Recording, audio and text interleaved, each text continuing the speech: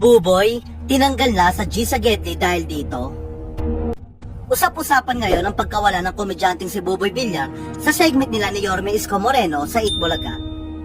Hindi lingid sa kaalaman ng lahat na isa si Buboy sa mga bagong host sa pumalit sa Legit Dabber Cats sa Itbulaga. At sa pagsisimula pa lang niya sa Itbulaga ay samot-saring batikos na ang natanggap ni Buboy.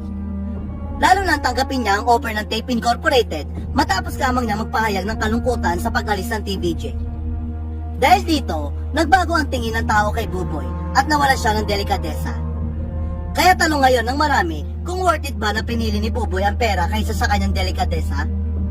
Para naman sa marami, mukha raw hindi dahil wala naman siyang napala mula rito. Ito'y dahil hindi siya kinuwang regular host ng Tape Incorporated. Lingid sa kaalaman ng lahat, tanging sina Paolo Contis at Yorme Isko Moreno lang ang pumirma ng kontrata sa Tape Incorporated at regular host ng Itbulaga. Kamakailan nga ay marami ang nakapansin na wala na si Buboy sa segment nila ni Yorme na G Saguete. Ang G Saguete ay pantapat ng Itbulaga sa sugod bahay kapatid ng EAT na dating All for One, One for All. Sa latest episode ng segment, makikitang ibang host na ang kasama ni Yorme na walang iba kundi si Yasser Mata.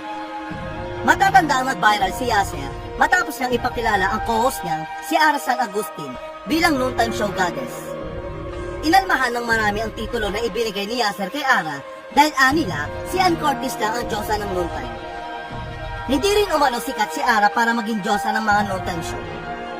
Samantala, marami nga ang nagtataka kung bakit si Yasser na ang kasama ni Yorme sa G Saguete.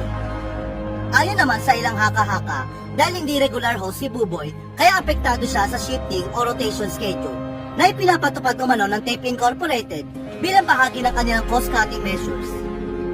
Ayon pa sa maraming netizen, mukhang luging-lugi na ang Tape Incorporated kaya naman nagtatanggal na ng mga host ang mga halosos.